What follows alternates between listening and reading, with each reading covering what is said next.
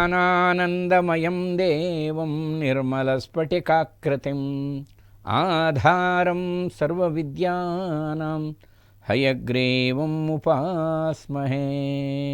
ಲಕ್ಷ್ಮೀನಾರಾಯಣಂ ವಂದೇ ತದ್ಭಕ್ತಪ್ರವರೋ ಹಿ ಯಃ ಶ್ರೀಮದಾನಂದತೀರ್ಥಾಖ್ಯೋ ಗುರುಸ್ತಂಚ ನಮಾಮ್ಯಹಂ. ನಮೋऽस्तु ते ವ್ಯಾಸವಿಶಾಲಬುದ್ಧೇ ಪುಲ್ಲಾರವಿಂದಾಯತಪತ್ರನೇತ್ರಃ.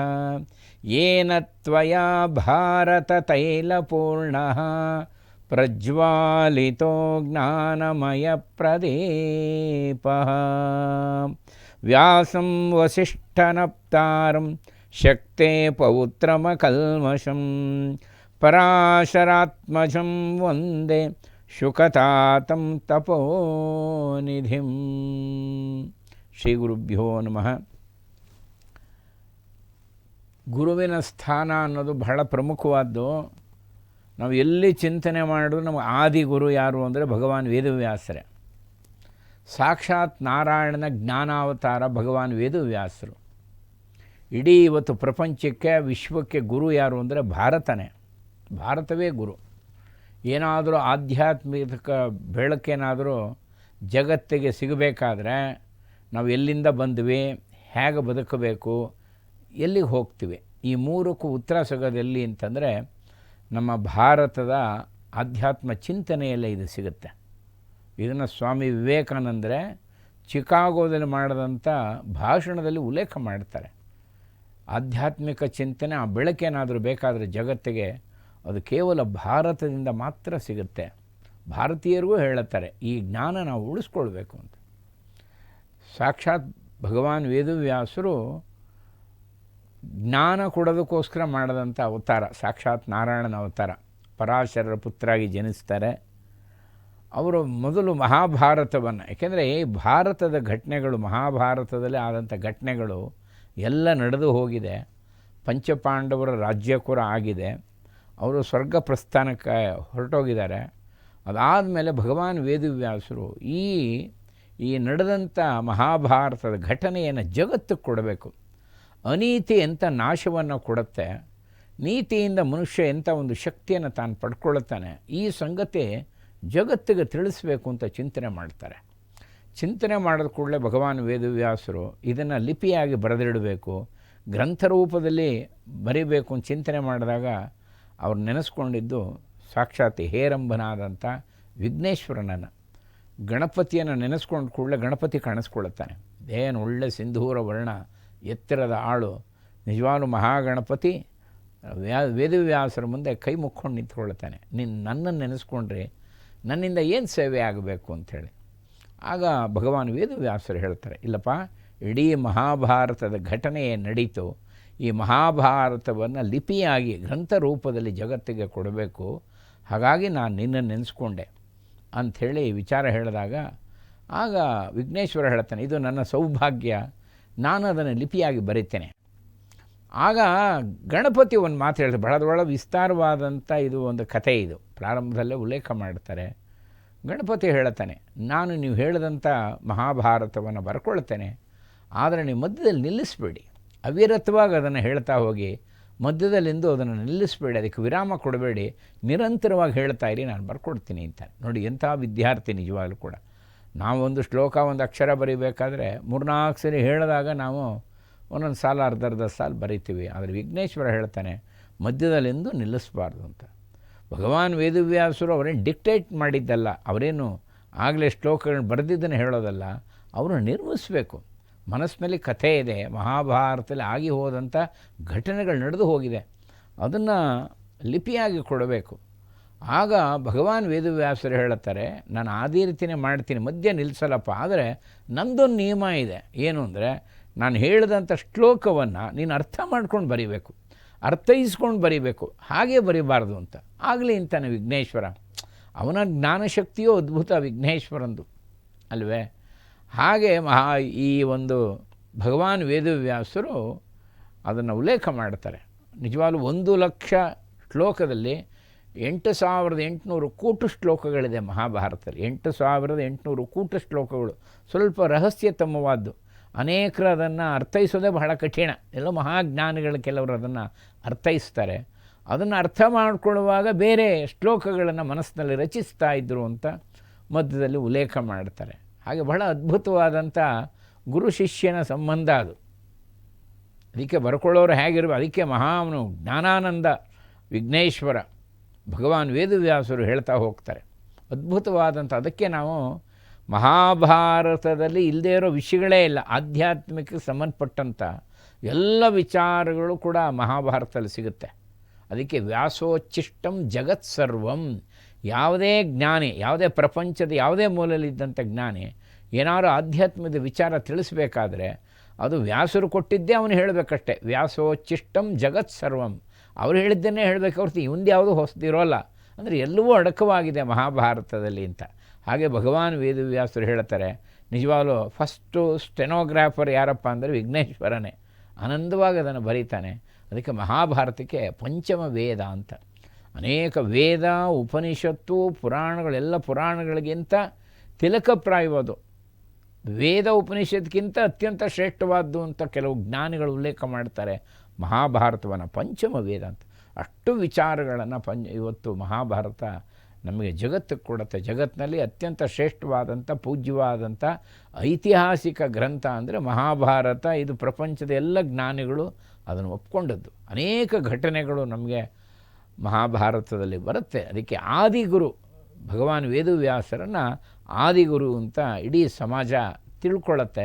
ಮತ್ತು ಅತ್ಯಂತ ದೊಡ್ಡ ಗ್ರಂಥ, ಐತಿಹಾಸಿಕ ಗ್ರಂಥ, ಪೂಜ್ಯ ಗ್ರಂಥ, ಹಾಗೆ ನವರಸ ಭರಿತವಾದಂಥ ಶ್ರೇಷ್ಠವಾದಂಥ ಗ್ರಂಥ ಮಹಾಭಾರತ. ಹೆಮ್ಮೆ ನಮಗೆ, ನಾವು ಭಾರತೀಯರು ಇಂಥ ಶ್ರೇಷ್ಠ ಗ್ರಂಥವನ್ನು ಪಡೆದಂಥ ಒಂದು ರಾಷ್ಟ್ರ ನಮ್ಮದು.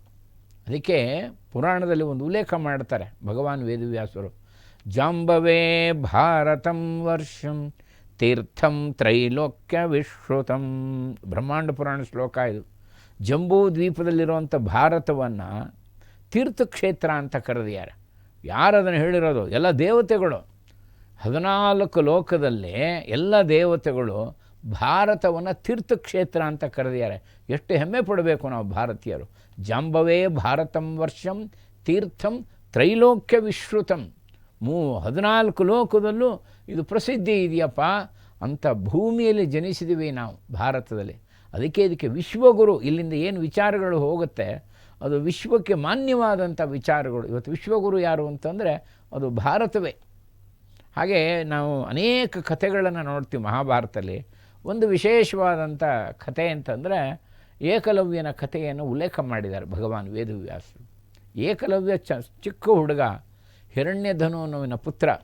ಆ ಏಕಲವ್ಯ ಹುಡುಗನಲ್ಲಿ ಬಿಲ್ಲು ವಿದ್ಯಾಭ್ಯಾಸ ಮಾಡಬೇಕು ಅಂತ ತುಂಬ ಆಸೆ, ತೃಷೆ. ಒಬ್ಬೊಬ್ರಿಗೂ ಒಂದೊಂದು ರುಚಿ ಇರುತ್ತಲ್ಲ ಆ ಹುಡುಗನಿಗೆ. ಅವನೇನು ಅಂದರೆ ಜಿಂಕೆಗಳನ್ನು ಸಾಕ್ತಿರ್ತಾನೆ.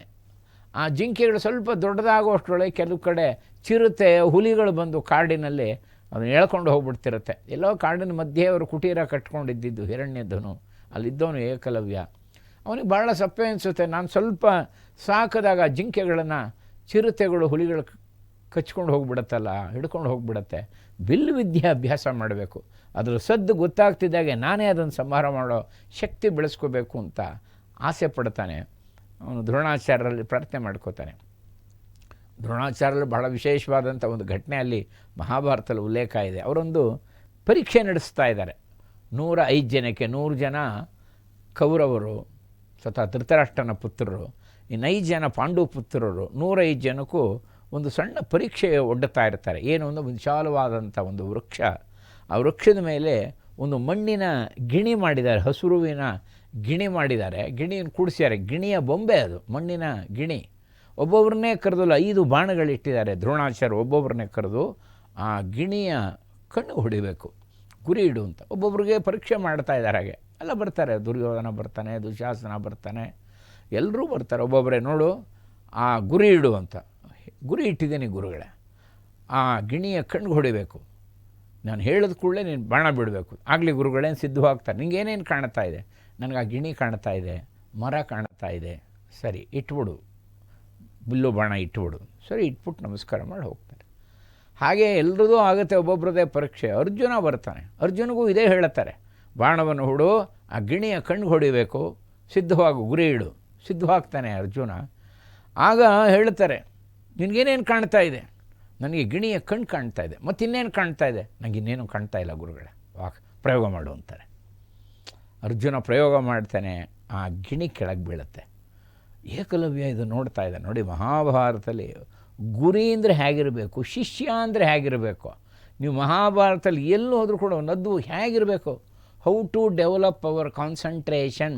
ವಿದ್ಯಾರ್ಥಿಗಳಿಗೆ ಈ ಗುಣ ಇರಬೇಕು. ನೀನು ಓದುವಾಗ ಯಾವುದಾದ್ರೂ ವಿಷಯ ತಿಳಿಬೇಕಾದಾಗ ಏಕಾಗ್ರತೆ ಅಲ್ಲಿರಬೇಕು, ಹತ್ತಾರು ಕಡೆ ಅಲ್ಲ. ನಮ್ಮ ಮನಸ್ಸನ್ನು ಹತ್ತಾರು ಕಡೆ ಹರಿಬಿಡಬಾರ್ದು.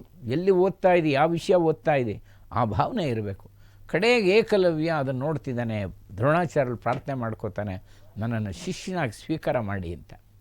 ಆಗ ದ್ರೋಣಾಚಾರ್ಯರನ್ನು ಮಾತಾಡಿ, ಇಲ್ಲಪ್ಪ ನಾನು ರಾಜಪುತ್ರಿಗೆ ಹೇಳ್ತಾ ಇದ್ದೀನಿ, ನಾನು ನಿನಗೆ ಹೇಳೋಕ್ಕಾಗಲ್ಲ, ಇದು ರಾಜಪುತ್ರರಿಗೋಸ್ಕರ ನಾನು ಇಲ್ಲಿ ಬಂದು ಅವರಿಗೆ ನಾನು ವಿದ್ಯಾಭ್ಯಾಸ ಹೇಳ್ಕೊಡ್ತಾ ಇದ್ದೀನಿ. ಆದರೆ ನನ್ನ ಆಶೀರ್ವಾದ ನಿಂಗಿರುತ್ತೆ, ನೀನು ಅಭ್ಯಾಸ ಮಾಡು ಅಂತಾರೆ. ಅವನು ಅಷ್ಟೇ ಸಾಕು ಅಂತಾನೆ ಹುಡುಗ. ನನಗೆ ಅಷ್ಟೇ ಸಾಕು ಅಂಥೇಳಿ ಹೋಗಿ ದ್ರೋಣಾಚಾರ್ಯದ ಒಂದು ಮಣ್ಣಿನ ಪ್ರತಿಮೆ ಮಾಡಿ ಅಲ್ಲಿ ಅಭ್ಯಾಸ ಮಾಡೋಕ್ಕೆ ಶುರು ಮಾಡಿಬಿಡ್ತಾನೆ. ಅಹೋರಾತ್ರ ಅಭ್ಯಾಸ ಮಾಡ್ತಾನೆ. ಒಂದು ಸಲ ಅರ್ಜುನ ಕಾಡಿಗೆ ಬರ್ತಾನೆ, ಬೇಟೆ ನಾಯಿಗಳನ್ನು ತೊಗೊಂಡು. ಏನು ಈ ಬೊಗಳ್ತಾ ಇರುತ್ತೆ.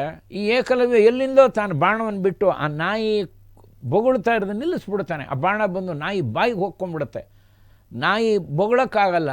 ಅರ್ಜುನ ನೋಡ್ತಾನೆ, ಇದನ್ನು ಯಾರು ಬಾಣ ಬಿಡಿದು? ಶಬ್ದವೇದಿ ವಿದ್ಯೆ ಇದು, ಅರ್ಜುನಿಗೆ ಬರಲ್ಲ ಅದು. ಶಬ್ದವೇದಿ ವಿದ್ಯೆ ಎಲ್ಲಿಂದ ಪ್ರಯೋಗ ಬಂತು? ಅದನ್ನೇ ಹುಡ್ಕೊಂಡು ಹೋಗ್ತಾನೆ. ಅಲ್ಲಿ ಏಕಲವ್ಯ ಅಭ್ಯಾಸ ಮಾಡ್ತಿದ್ದಾನೆ, ಬಿಲ್ಲು ವಿದ್ಯಾಭ್ಯಾಸ ಮಾಡ್ತಾ ಇದ್ದಾನೆ. ಅರ್ಜುನ ನೋಡ್ತಾನೆ, ಅಪ್ಪ ನಿನಗೆ ಯಾರಪ್ಪ ಗುರುಗಳು ನಿನಗೆ? ಯಾಕೆಂದ್ರೆ ಅರ್ಜುನಿಗೆ ಆ ವಿದ್ಯೆ ಬರಲ್ಲ. ಆಗ ಏಕಲವ್ಯ ತೋರಿಸ್ತಾನೆ, ನೋಡು ಅವರೇ ನನ್ನ ಗುರುಗಳು, ದ್ರೋಣಾಚಾರ್ಯರ ಮಣ್ಣಿನ ಪ್ರತಿಮೆ. ಆಶ್ಚರ್ಯ ಆಗಿಬಿಡತ್ತೆ ಅರ್ಜುನನಿಗೆ. ಯಾಕೆಂದರೆ ದ್ರೋಣಾಚಾರ್ಯ ಹೇಳ್ತಾರೆ, ನೀನು ನನ್ನ ಪಟ್ಟ ಶಿಷ್ಯ, ಅದ್ಭುತವಾದಂಥ ಶಕ್ತಿಯನ್ನು ನಿನ್ನಲ್ಲಿ ನಾನು ಬೆಳೆಸ್ತೀನಿ, ನನ್ನೆಲ್ಲ ವಿದ್ಯೆ ನಿಂಗೆ ಧಾರೆ ಏರಿತೀನಿ ಅಂತ ಹೇಳಿದರು.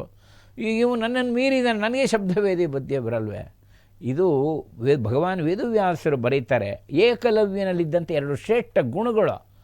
ಫಸ್ಟ್, ಹಿ ಹ್ಯಾಡ್ ಇಂಟರೆಸ್ಟ್, ಮೊದಲು ಅವನಿಗೆ ಆಸಕ್ತಿ ಇತ್ತು ಆ ವಿದ್ಯೆ ಕಲಿಯೋಕ್ಕೆ.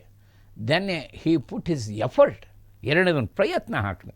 ಇದೆರಡು ಗುಣ ವಿದ್ಯಾರ್ಥಿಗಳಾಗಲಿ ಯಾರು ಯಾವ ವಿದ್ಯೆ ಕಲಿಬೇಕು ಅಂತ ಇದೆರಡು ಗುಣ ಇರಬೇಕು. ಮೊದಲನೇದು ಆ ಸಬ್ಜೆಕ್ಟ್ ಬಗ್ಗೆ ಆಸಕ್ತಿ ಇರಬೇಕು ಅದರಲ್ಲಿ. ಎರಡನೇದಕ್ಕೆ ಪ್ರಯತ್ನ ಹಾಕಬೇಕು. ಇದೆರಡೂ ಇದ್ದಾಗ ಆ ವಿದ್ಯೆ ನಮ್ಮದಾಗತ್ತೆ. ಈ ಸಂದೇಶನ ಮಹಾಭಾರತದಲ್ಲಿ ಸ್ವತಃ ಭಗವಾನ್ ವೇದವ್ಯಾಸರು ಕೊಡ್ತಾರೆ. ಏಕಲವ್ಯನ ಕಥೆಯನ್ನು ನಾವಿಷ್ಟು ಅದ್ಭುತವಾಗಿ ನೋಡ್ತೀವಿ. ಇವತ್ತು ವಿದ್ಯಾರ್ಥಿಗಳು ಈ ಗುಣಗಳನ್ನು ಕಲಿಬೇಕು. ಯಾರ್ಯಾರು ಯಾವ ವಿದ್ಯೆ ಕಲಿಬೇಕಾದರೂ ಇದೆರಡು ಇರಬೇಕು. ಬರೀ ನಾವು ಮೋಜು ಮಾಡಬೇಕು, ನಮ್ಮ ವಿದ್ಯೆಯಿಂದ ಹಣ ಸಂಪಾದನೆ ಮಾಡಬೇಕು, ಭೋಗದಲ್ಲಿರಬೇಕು ಅಂದರೆ ಆ ವಿದ್ಯೆ ನಮ್ಮ ಕೈಗೆ ಹತ್ತುವಂಥದ್ದಲ್ಲ, ನಮ್ಮ ಜೀವನದಲ್ಲಿ ಅದು ಪರಿವರ್ತನೆಯೂ ಮಾಡಲ್ಲ, ನಿಜವಾದ ಆಂತರಿಕ ಶಕ್ತಿನೂ ಅದು ಕೊಡಲಾರದು ಅಂಥೇಳಿ ಸಂದೇಶ ಕೊಡ್ತಾರೆ. ಇದು ಗುರುವಿನ ಸ್ಥಾನ ಅಂಥೇಳಿ ನಾವು ಈ ಮಹಾಭಾರತ ಈ ಸಂದೇಶಕ್ಕೆ ಭಗವಾನ್ ವೇದವ್ಯಾಸರಿಗೆ ನಮನ ಮಾಡಿ ಈ ಸಂದೇಶವನ್ನು ಸ್ವೀಕಾರ ಮಾಡೋಣ. ಶ್ರೀಕೃಷ್ಣಾರ್ಪಣಮಸ್ತು.